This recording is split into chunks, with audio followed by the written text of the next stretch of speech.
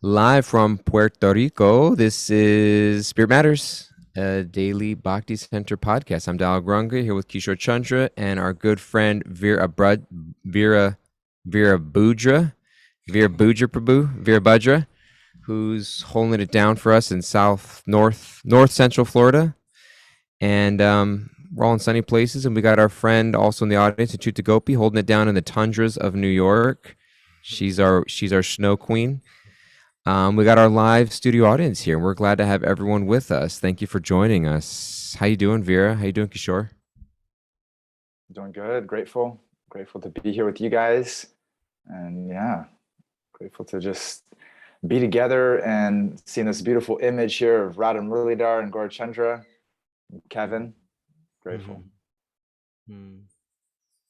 Yeah, I'm so happy to be here with you, Vera. Again, I'm really looking forward to just getting into it with you today, because after the podcast, I was speaking with we went to the beach yesterday. Sorry, Achita Gopi. We went to the beach yesterday, and Janavi and I were talking a lot about you, Vera, actually, about the podcast and how it went and like this, and we were just all just praising your honesty, actually, like how your heart is so honest and how you were really able to, and we spoke about this yesterday, like just wearing your journey on your sleeve, and because you do that, you give space for others to do that. So yeah, I'm just happy to be here with you, Vera. Thanks for the encouragement. It's like a ray of sunshine. I'm getting a dose of love and encouragement. Thank you, Kishore. So tell us something very honest and vulnerable and private about yourself that we can all get some insight into. No. I was the things I was looking this morning. I was looking up, just reminding me yesterday we were talking about, and you've always shared so much of this. Every time I connect with you, Vera, and you live this idea of God's will unfolding in our life, rather than just like, okay, I've got a blank canvas and I'm going to figure out what I'm going to do with my life. Instead, I'm going to understand that there's a plan. There's a plan for me, and I have some free will in terms of some of the details along the way, but it's a co-creation with a higher power that's in play. That it's not just this full destiny where I have no choice, and it's not just I just do whatever I want, but there's some co-creation of my life's plan unfolding that I discover and partner with and am constantly seeking guidance for. And I was thinking of a couple places in Shastra that speak of this. One was, I was just thinking of the 11th chapter of the Gita. In the 11th chapter of the Gita, where Arjuna is basically telling Arjuna, like, this battle's already fought. This battle is fought, the outcome is there, and it's like your decision whether you want to be a part of it or not. You have a decision you can make to be a part of it. I'm sorry, they're building. Can you hear that massive boom, boom in the background? No. Oh, good. This microphone is so. We're in Puerto Rico. There's all kinds of birds chirping. Voice. Okay, sounds like they're building another hut somewhere. But I was thinking of Krishna telling Arjuna about the, it's almost like the battle's already fought, and it's like, rather than it's Krishna inviting Arjuna in, do you want to be a part of this or not? And that's kind of, I feel like, the choice we have to make. Like, do I want to be a part of God's plan for my life, or do I want to resist it? And so much of, like, I think the stress and anxiety that I experience in life is when I'm resisting, actually, when like my preconceived notion of what I think my life needs to look like, or the way things are supposed to go, clashes up against this divine unfolding, and I don't even recognize it because I'm so set. Like they say, you never find something that you aren't looking for, and so you don't see something unless you're looking for it. And so this divine will is there, but because I'm not looking for it, I'm not like, I've just like determined in myself that this is the way my relationships are supposed to look. This is the way my career is supposed to look. This is the way my spiritual life is supposed to look. This is the way my family is supposed to look. This is the way that my bank account's supposed to look, or my hobbies are supposed to look, or my Instagram account is supposed to look, or whatever it is, that I get so caught up in that I don't realize that, like, Krishna's already got this planned out. Like he's been thinking about this longer than me, And so I was just thinking of that place in the Shastra, and I was thinking about how you've also shared oftentimes that life becomes this exciting treasure hunt, this process of discovery of what they're waiting for me. And so Achita Yeah. shared something in the chat. Go Yeah. for it, Vera. Hit me. Well, yeah, I mean, it's just what you're saying, a treasure hunt, or, do you guys remember those books, Where's Waldo? Yeah, Those are pretty big. I remember when I was a kid, and I it's got a like, Where's Waldo puzzle for Christmas last year. For real. amazing. Still And haven't so, found him. yeah, well, it's like, who are we looking for? What are we looking for? I love the point that you're bringing up. It's like, what are we looking for every single day? What are we praying for? And what are we deeply desiring to be able to perceive and see, and we want to see more of in our life? And I was with Ganesham last night. We were sitting around a campfire in my backyard, had a men's sangha at our place, and the conversation was exactly it's that interface between our will, God's will, our interface between free will, and just the modes of material, this big beast of modes of material nature unfolding. Like, where is that space that we actually reside in, where our free will actually exists? And it's, so much of, at least in our discussions, our conversations, where I'm finding the greatest shelter and solace in my life is that my free will it's little, but it's powerful. It's not, it's not the blank canvas. I'm not going to start changing people and things. I'm not doing any of that. I'm not the doer. I get to be the witness in God consciousness, in a mood of service, in a mood of devotion. I get to be the witness in that space and act from that space, or I get to turn to the dark and turn towards selfishness and turn away from God. That's really what I'm finding in my life. And as I go a little deeper into the journey, that's where all the shelter is.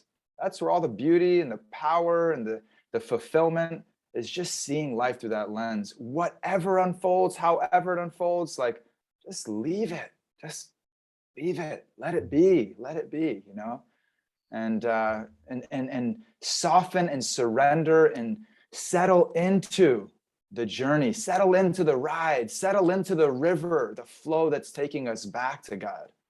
And try to, I know in a river, I can imagine, it's like, okay, I'm floating on a river. Oh, that rock, or oh, that thing, I need to change this, or I got to swim over there. Or what about that on the bank? It's like, no, just like, let me be in this flow, and let me be engaged in remembering that everything, every ripple, every part of this life is bringing me closer to God. And that's where I'm trying to exercise my consciousness each day. And that's where I'm finding, like, life is just so good in that space.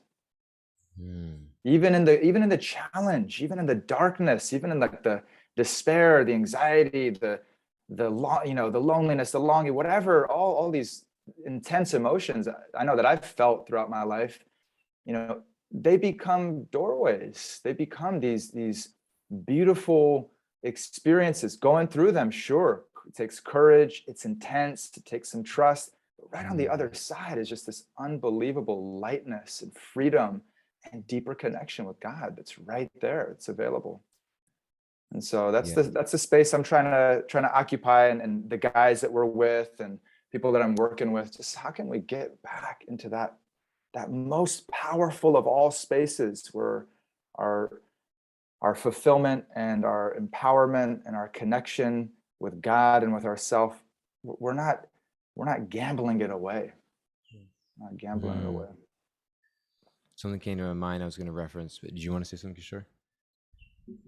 I want to know what tips you have, Vera, for developing courage, because I think that this all sounds, I agree with everything you're saying, and I've also lived through that.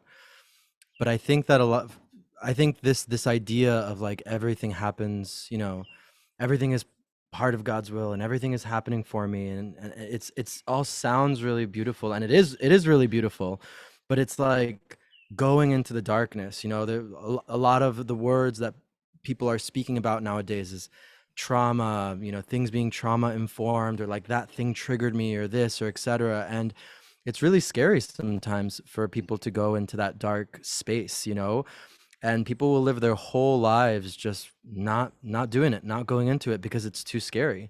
And so, Totally. I'm wondering what practical tips to develop that courage to say, yeah, I am going to take that step forward. I am going to do that. Absolutely. Yeah, I think, it's like I just think of like those scary movies. I don't watch scary movies. I haven't watched them for a long time. But I remember when I was like, it's like the person that's going into the dark room alone. You're like, why? Like this doesn't make any sense. Like you got all your homies, you got all your friends, they're all right back there. Like just wait 5 more minutes. The cops are gonna be here, like, oh, but no, they gotta go in the room on their own. And yeah, of course, like the beginning or the end of the horror movie, right? And it's like, okay, don't try to be courageous alone.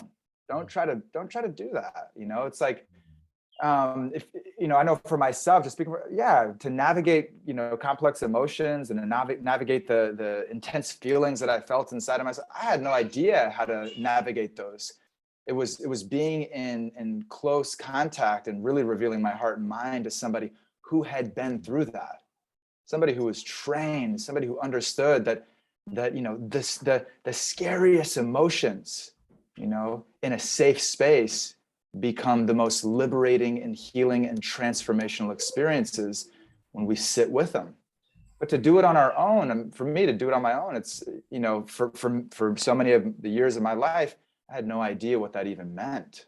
And so I think the first step of courage is find somebody who's courageously gone through that process of introspection, has gone into their own heart, and likely you're going to find that they were held by somebody else, whether it's a guru or a mentor or a guide or a counselor, or however that looks, they were held by somebody else who had also gone through that process. So the courage, the genuine courage is there in their heart. They know, and now I could see it when I'm holding space for people that are going through intense emotions. I know every single time, if they just trust a little bit and they open up a little bit to be with that experience, they're going to have a transformational experience. The pain and the sorrow and the anguish and despair and grief that they've been running away from or trying to numb or avoiding, now they're sitting with it for 5 minutes or 10 minutes, and they're experiencing more freedom and liberation than they ever have, maybe in their entire life. And so I've felt that, and I see that, and I would say that the first step is, if we want to be courageous, then let's get around some courageous people that have done that work. And I was yesterday or someday, I read somebody posted these like quotes, and they asked, what's the bravest thing you've ever done? And somebody wrote, ask for help. And they said, because asking for help doesn't mean that you've given up. It means that you refuse to give up. And so, that sense of like, I think the most courageous thing we can do, or what I'm hearing from you, Vira, that act of courage is really being willing to sacrifice the ego. Sacrifice the ego that I've got to do it a certain way on my own, or sacrifice the fear of giving up the way I want people to see me, or giving up the idea of I'm supposed to do it all on my own, or that a strong person or a good person or whatever type of person, wouldn't need this type of help, or, shouldn't need help with this kind of thing, or etc. Putting on all these masks, putting on just trying to survive, just trying our best to do it. But like, it's just getting in the way. And I, what I was going to say beforehand, I was listening to this song by Trevor Hall called Forgive. And there's this monologue that takes place, this poetic monologue. And at the end of it, it says, may all of your mistakes become your greatest blessings in disguise. And he says, only forgiveness can make that happen. And so I think that there's also this element of self-forgiveness and forgiveness of others, that when we look at how God's will is unfolding in my life, it removes the tendency to blame others or self-blame. There's always blame, whether we're blaming other people or blaming ourselves often, and recognizing this need to forgive ourselves along the way, that we're not going to get it perfect and we're going to mess up, and sometimes it's what we need in order to learn how to seek a greater shelter than ourselves. Like sometimes our failures are the prerequisites to learning how to surrender to a higher power so that we can achieve more than we ever would have on our own, and discover that plan, and to forgive ourselves along the way and be willing to sacrifice that ego, is what I'm hearing for you. And that, I mean, that's the whole thread of the Gita, you know. Arjuna's complete, it's embarrassing, you know, like he was having an embarrassing moment, you know. I don't think he would have put that on Instagram, those moments of him just melting in the back. And Krishna even chided him a little bit. He was just like, people are gonna like make fun of you, dude. Like you're supposed to be like the guy, like the warrior. Like if people saw you right now, like it's embarrassing. Put you know, get yourself together. You know, Krishna was even mentioning that, but Arjuna was just like, I'm lost. And you know, please, like I reckon, I think it's so beautiful the way that there's two aspects of Arjuna's surrender. One is the like asking for guidance, because it's one thing to ask for help, like what do you think, or what do you think I should do? Like anybody could ask that, but he also, the other side of it is that he admits, I have no idea which way to turn. I've lost all sense of composure and direction. So it's not like, you know, you can sometimes ask like, hey, what do you think I should do? But I may or may not listen or whatever. But it's like admitting I completely am lost and am in need of shelter. And so there's that exemplifying that that courage to be vulnerable, to be sacrificing of the ego, epitomized by Arjuna very much so. And then, you know, that's the whole story of the Gita. So those are some thoughts come to my mind, and I really appreciate that insight, Vira. Thank you. Yeah, absolutely. Yeah, it's not doing it on our own, you know, and we can see it, you know, in the highest realm. We see God as the dearmost friend and teacher to his best friend, you know. What a beautiful example, you know, that we get to have that relationship with each other in this world. We get to have that. We get to be those friends for each other. We get to have those guides that are exemplifying the Bhagavad Gita and as our teachers, right? And we get to open our hearts and reveal our minds and really, you know, explore what's going on inside, so that we can put it all on the offering, put it all on the plate, put it all in as a beautiful offering to God, you know. And that no failures, no mistakes, all of that is the human context. Yeah, subject to illusion, subject to make mistakes, all the things that take place. But in the big grand scheme of things, like, no, everything is leading me back to God. Every single thing is leading me back to God. And it can be in Sangha, like in this type of container that you guys are creating, it can be more easily experienced. It's not just a theoretical, philosophical idea. It's from a heart to a heart that we feel held, that we feel, yeah, we can be naked, you know, and be seen, and whatever it is that we're afraid, whatever it is that we have run away from inside of ourselves, that can be revealed, and that loving eyes and loving presence can touch that from another person. And then we get to experience just a little flavor that this is our God. This is the glory of God. You know, this is unconditional. And no matter what, no matter how ugly it looks, it feels, whatever it is, like we can be those space holders for one another. And for that deepest healing to take place. And for what do we want when it comes down to it more than anything? Man, we want to know that we could go home. We go home to a place where we're loved, and we can love even in this world. Oh, you know, the shit storm is coming down and we're getting beat up by this world. But then, you know, man, if I could just go see that friend, I just know how I can just sit on that couch and just be with that friend. My God, just so much solace to the heart. We want that so much. We want that in this world. We want that, and really, we want that with Krishna. We want that with all of his devotees. There's a big comfy couch waiting for you in Goloka Vrindavan. That's part of the commentary. We don't hear that in the Gopakumar when he makes his way back to Vrindavan and Krishna embraces him. But afterwards, they went back and they sat down on the couch. and Yeah. there was a space for him right there. It was one of those signs reserved for Gopal back in Well, Vrindavan. that place in Vrindavan where they worship the sand. I can't remember off the top of my head the name of the ashram. They worship the sand, and the soft sand, the paraduli, the soft sand, the beautiful sand of Raj, the dust of Raj that's touched the Lord's lotus feet, the softest pillow, the softest couch. So Gopal Kumar, he wakes up in it. He's in the sand. Yeah, He's in that fluffy couch. that big fat lazy boy in the sky.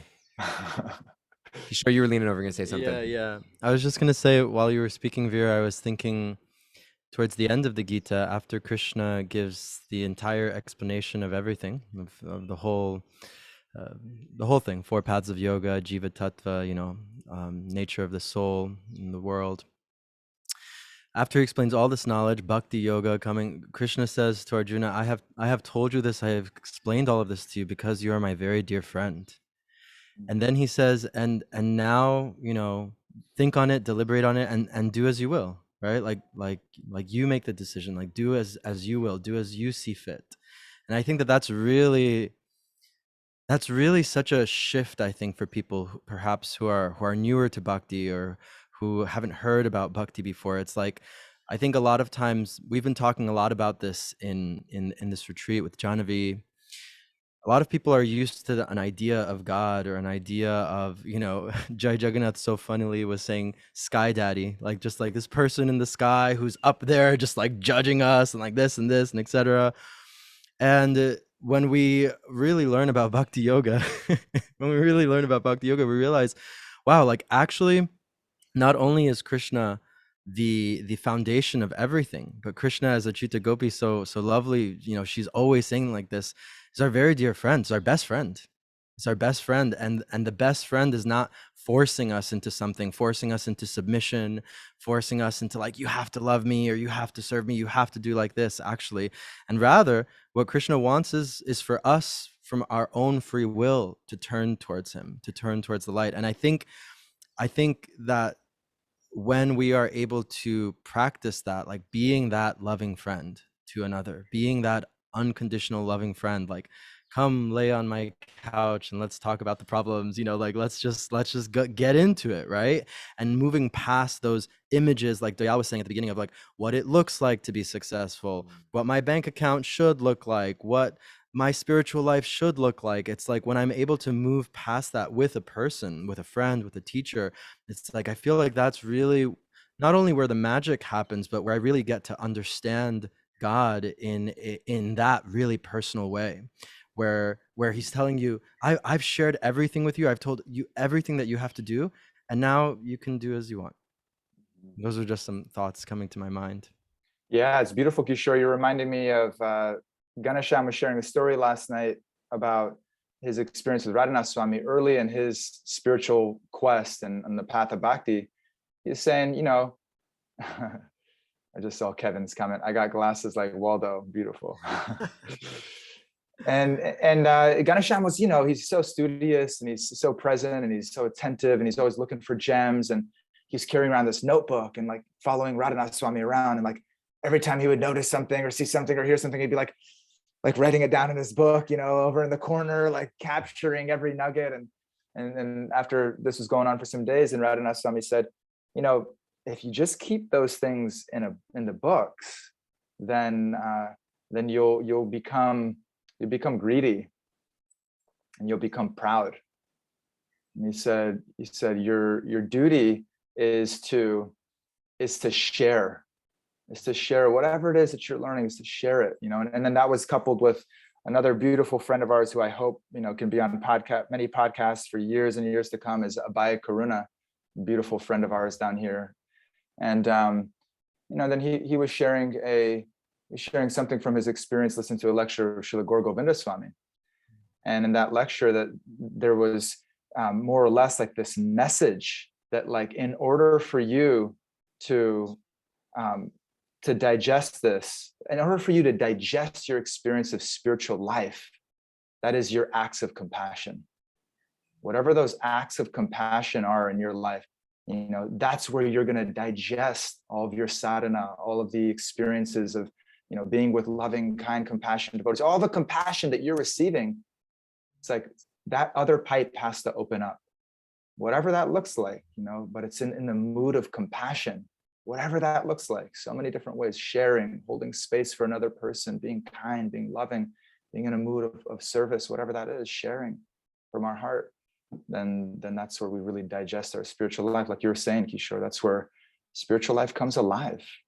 It comes alive fully. We're the recipients of mercy and grace, and then we're doing whatever we can, whatever little we can do. Like that's every day. How can I serve? How can I be an instrument of grace? How can I be an instrument of compassion? Whatever that looks like. It could be in simple ways, it could be in grand ways, but that's our, you know, our objective: be recipients of that grace and share it. And I'm re-quoting. I'm gonna edit. It was not from Srila Guru Govinda Maharaj. It was actually from his conversations with Pran Govinda. So that was a misreference. Yeah, we love it nonetheless. It's beautiful. We digest spiritual teaching through acts of compassion. Love that one. That's a takeaway. Someone should write that down. It's the title of today's episode. And to Gopi, do we have a closing thought from you? Hi. Hey. It's so funny that everybody was referencing, Brihad Bhagavatamrita for one. Interestingly enough, there was like one small quote in the very first volume talking about all of these sages at this holy place. And they all come together and they're all hearing from one another and they're all really humble. And it says in one of the commentaries that appreciative of one another's good qualities, they could honestly tell one another, "You are the Lord's dearmost devotee." When Vaishnavas are friendly to one another like this, their community prospers. And all I could think of was this is what that is. This is this podcast where we can come together, hear from one another. And I genuinely wind up like listening to this podcast going, wow, I think my friends might be like pure devotees. I don't know if they see it yet, but I really think my friends have like got something. And just being able to really like look at that and then not think that it takes anything away from me or my spiritual journey, but just opening up the idea that I think my friends have got something and they're all willing to help everybody else grow. Like there's so much room at the top for everybody to prosper. That's what I think that this kind of community builds, a space where we're no longer fighting and in competition with each other because there's one top space and just one person has to have it. Like you said, Vira, it comes when we share, when we really get that situation where we're able to plant the best seeds for everybody, and then everybody's crop looks amazing, and then everybody has this amazing harvest. That to me is the definition of the spiritual world. Wow. Thank you. That was very inspiring. I think you just might be a pure devotee. I think you got something, Achyuta. You got something. But I was just thinking, I know we're already at time, but I was just thinking, we're here on this oh no, we're losing you. Really, really sweet translation, Achyuta. young lady here. Oh no. Can you hear me? Back. Can you hear me? Yes. Can you hear me? Yeah. Okay. That was a story. And that's all the time we got, everybody. Thank you for being here. We'll tune. No, thanks for letting me know that you can. So there's this really sweet young lady here on the retreat from North Carolina. She's originally she's Chinese. She's from China, grew up in China, moved to the United States when she was 18. And she was telling her story. And she's like a bright, beaming, doing tons of service, wants to cook for everybody, always smiling, telling stories and anecdotes, and very humble and kind of meek and humble, but also very sweet and vibrant. Anyway, she was telling how she was telling her story, and she was saying that like she found God or spirituality and Krishna consciousness. It was like one of the lowest moments of her life. And somebody in the van, we're driving back from the beach, said, like, I have a really hard time imagining you ever being low, you know, because she's just like this bright, bubbly person. And she just started telling her story. And she said growing up where she lived in China, that there was this tremendous pressure to do well in school. And they said that, you know, throughout school, they posted and published everybody's grades. So everybody would see how everyone else was doing. And there was this culture that, like, if you, and I'm sure this exists in other places, this exists, I don't know if they publish grades in America, but there's this still the same sense of competition can be there in a lot of places. But she just said, like, if you weren't like the top student, you were just like a failure. Like that was like, and there was just this tremendous pressure. She remembers being in school, like having these physically triggering experiences, just like sweating and being in anxiety of like they didn't study enough and this and that. And it was just like this huge, tremendous pressure. And it wasn't until like she, you know, she went to boarding school, she moved out at a certain point. She ended up coming to school here in America, and she was like, wow, like I don't have to share my grades with anybody else. Like that's really relieving. But she, like, through a lot of personal work and through a lot of finding herself through spirituality, got to this place. She was just like, why can't everybody be a good student? Like, why can't everybody be seen as intelligent in their own way? And this sense of like getting away from the judging of, I was just thinking of this, Kachucha, because you were sharing, like, it's not just one person sitting at the top. Like I was even thinking as you were sharing the story with like Ganesham and with Radhat Swami in that little exchange, I was like, I want an exchange like that. And like, where's my lesson and my little conversation? I was thinking, well, I've had so many beautiful exchanges and conversations and insights, and he's had so many. And wouldn't it be so sad if what I had to share was the only valuable thing in the world? Like, wouldn't it be so sad if other people didn't have little nuggets of wisdoms and stories and exchanges and intimate dealings with other devotees and spiritual teachers, and there was nothing else other than what I had to share? Like, wouldn't that be so sad if that, like, what I had to give was the highest that was out there? Like, no, like I want to hear from so many people. And I was thinking that, you know, confidence comes in recognizing that we are a beautiful, unique spiritual spark of Krishna's splendor, and humility comes realizing that everyone else is too. Mm. And so everyone else's greatness doesn't have to diminish my own shine, you know? And so I was just thinking of that as you were sharing that, Achyuta, and it is really, really beautiful. And I think that, you know, there's this, you see advanced spiritualists, they have this practice of really, I see this in Raghunath so often, like he just appreciates other people as a spiritual practice, you know, that it transforms envy into appreciation, and we grow spiritually from that. And then we actually see beautiful things in other people and we grow from it. And so thank you, Achyuta, for sparking that, and for sharing that. And thank you, Vira, for being such a beautiful shine. You're a person, I'll mention this, that throughout the time that I've known you, especially when you were here leading the Bhakti Center, you were somebody that is very hard for me to be envious of, because I just like seeing you succeed, because I know that you love seeing other people. I'm an envious person. There's a lot of people I'm envious of.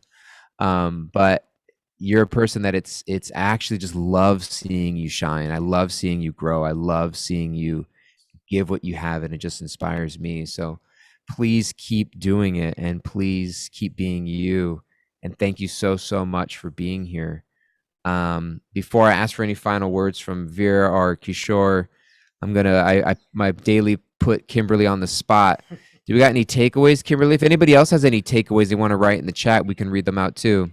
But Kimberly's always got some nice nugget takeaways that she wrote down for us to keep. She's got her own little notebook that she keeps, and she knows that if she keeps them to herself, she becomes proud. And so I have her, in order as a service to her, I have her share them with us. So what you got in your notebook, Kimberly? Thank you so much for the great discussion. So some things I got out today was that life is an exciting treasure hunt. We can be engaged in the flow of life, and it's so important to be courageous with others. We shouldn't do it alone. And how we all have something valuable to share in this life. Beautiful. Thank you so much, Kimberly. Vira and Kishore, any closing words from you guys?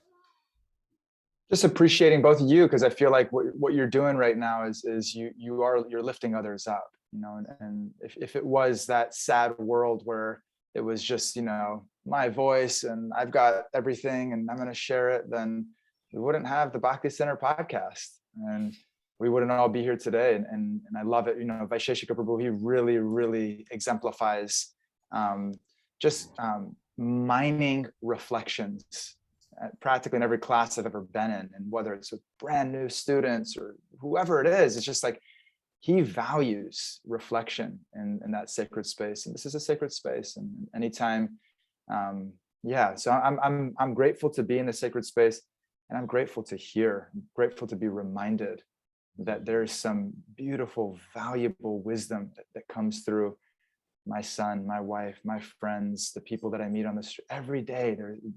I can be listening for God speaking through others in my life. And so that's what I'm putting on today. Just feeling so grateful for you, Vira, and also for this space. I think when Achyuta spoke and really described what this space is, it just felt so good. It felt so happy. It felt so like spiritual, like, wow, we're actually making some progress in our spiritual life here. Like wow, we're not, it's not this envy thing. It really feels like so right in a sense, and it's so interesting to think about the life and everything that perhaps it took to get to a space where it's like, wow, we just want everyone to succeed, and we want everyone to have a platform, and we all this competition is just nonsense. And so I really, really feel grateful for that, for you, Achyuta, for sharing that, and for you, Vira, for being an exemplar of that. I feel like you really are. So thank you. Thank you all so much. Kev just put here, one of the comments, the fight is already fought, little takeaway. Achyuta mentioned that she thinks we're super rude because we're not sharing tomorrow. We are pausing our podcast because we have a day trip here in Puerto Rico. Is it Ekadashi tomorrow, Achyuta, or is that today in New York? Tomorrow is Ekadashi.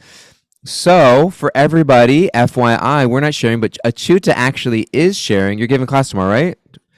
Achyuta gives morning Bhagavatam class every Ekadashi at the Bhakti Center, which is basically every 2 weeks, roughly.